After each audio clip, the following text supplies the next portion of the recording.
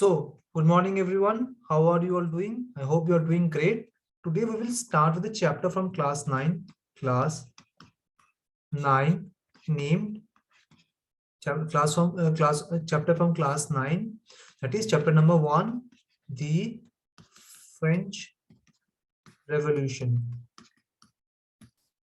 Now, before I start this chapter, we are required to understand what is the meaning of the term revolution. What is the meaning of the term revolution? In simple term, revolution means what is revolve. That means, let's say something starts from point 1. Let's say a person starts from point 1, he returned to point 1 only. That means a person starts from point A or point 1, he will return from that point only. This is a basic term the revolution means. In this case, revolution means the change in the French society which was seen in the 17th century. 17th century, and it was basically 18th century, which changes which were seen in the 18th century of France. But before we understand the reason for the French Revolution, we need to understand the French society. We need to understand, and we need to basically comprehensively understand the French society before 18th century. That is before the French Revolution. The French Revolution starts in the 18th century.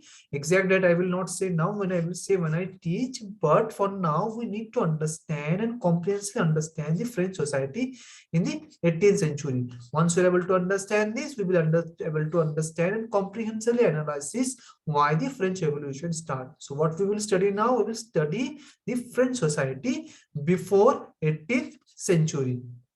What we will study the French society before 18th century. Now, the French society before 18th century was mainly divided into 3 states. But in the top of this state, if you look at the French society in the 18th century, it was mainly divided into 3 states. 3 states. 3 states. 3 states. But in the top of the French society was the emperor,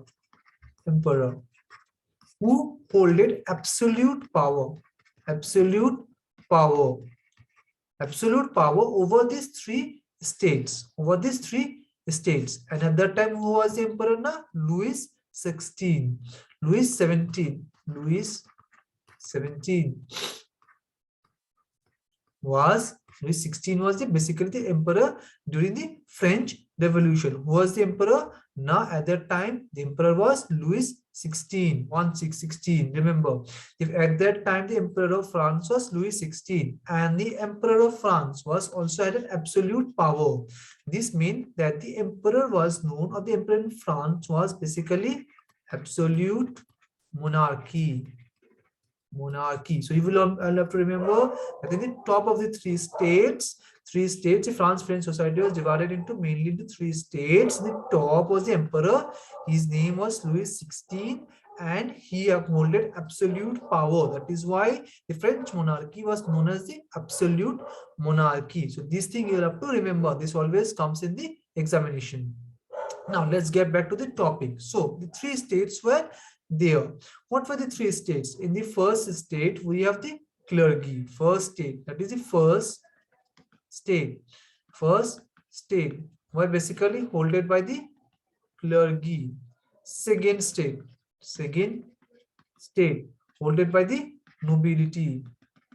And the third state was basically holded by the commoners.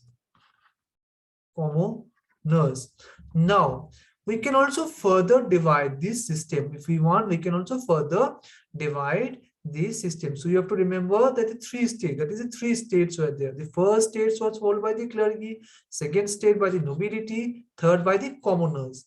If we want, we can further also divide them. We can divide the clergy into 2 important parts. That is the royal clergy and the local or the royal clergy, or the ruler clergy. We can further divide it into two parts. That is the royal clergy and the ruler clergy. By the aim of this, you can understand royal clergy is to do the royal palaces, or also known as the urban clergy. They basically were living in the royal palaces and the urban areas. The ruler clergy basically lived in the villages. So again, the first state was occupied by the clergy. It was divided into two parts, royal clergy and ruler clergy. Similarly, we can also divide the nobility into mainly into three important parts. Nobility also into three important parts. Number one will be the royal nobles. Those who basically were close to the king were called the royal nobles, followed by the ruler nobles. Ruler noble, that means who lived in the rural areas or who were also known as the land lords, that means who hold landed property. And basically, first one, the royal nobles who were very close to the king or relative of the king. Ruler nobles were basically landed nobles or those who basically hold land. And lastly, we have whom? We have the court royals. Court royals, those who basically paid their way into royalty, the nobility. Basically, court nobles or those who basically paid their way into the court nobles. They included judges, and magistrates, and almost everyone who have to pay their way in. So these are the three divisions of nobles. Similarly, we can also divide the commoners into mostly into three important parts. Now, this is very important because with the exam point of view, this part is very, very important. So you are required to learn it by heart. Now, if you look in your book, it a very good image is given. In the first part, if you look at the commoners, if we further divide the commoners into a pyramidal shape like this. Okay, if we divide the commoners into a pyramid shape like this, we will see that there are mainly three divisions. If we put the commoners into like this pyramid shape, we will see the top of the commoners also have common divisions or class divisions. In the top were the businessmen, professors, and lawyers.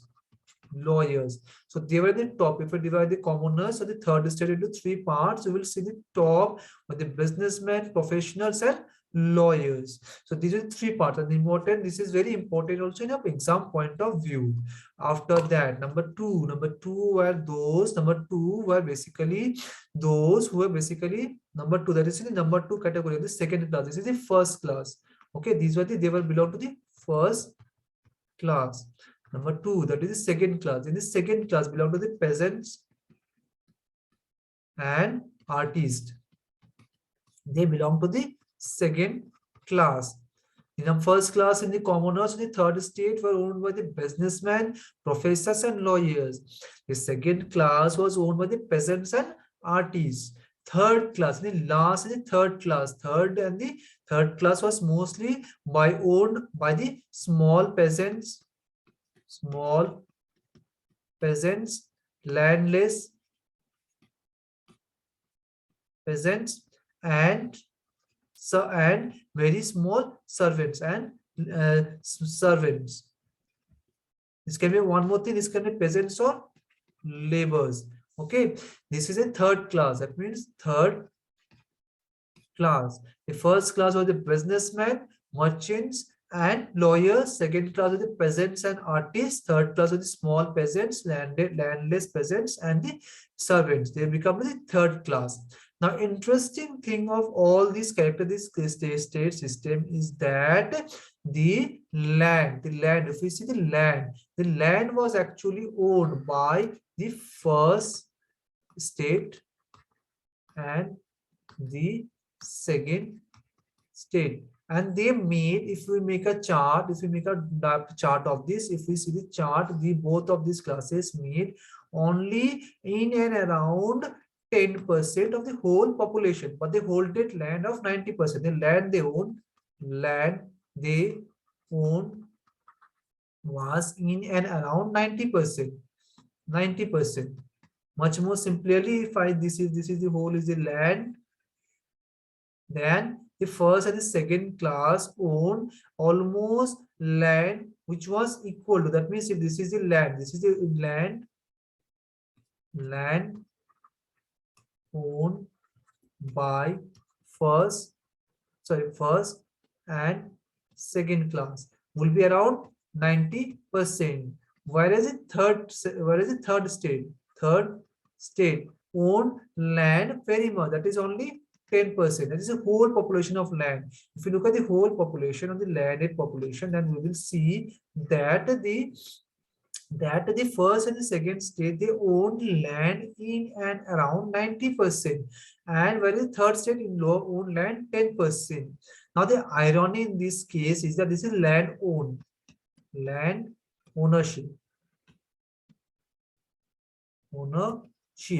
Now the irony of all this is that if you look at the population wise,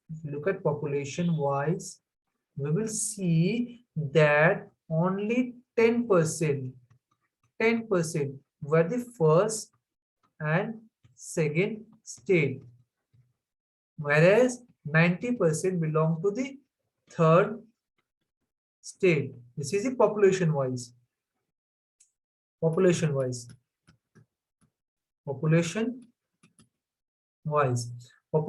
if we see that, we will see that only 10% land was, only 10% the whole population were the first and the second state, and 90% were the third state. So land wise, the most than 90% land was owned by the first state and second state, and only 10% land was owned by the third state. But population wise, exactly opposite. 90% was the population of third state, and 10% was only the first and second state. By comparing these two, we can see there is a differentiation and there is a very much disequality between the two. This was much more intensified. The fact that the third state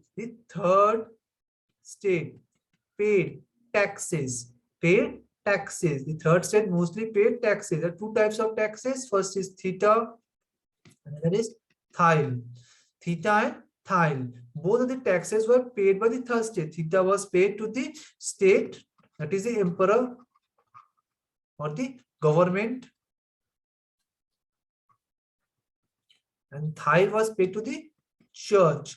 So basically third state was paying taxes, but they did not own much land. Land was owned by the first and second state, and the population wise, the first and second state were very less, while the third state was very much high.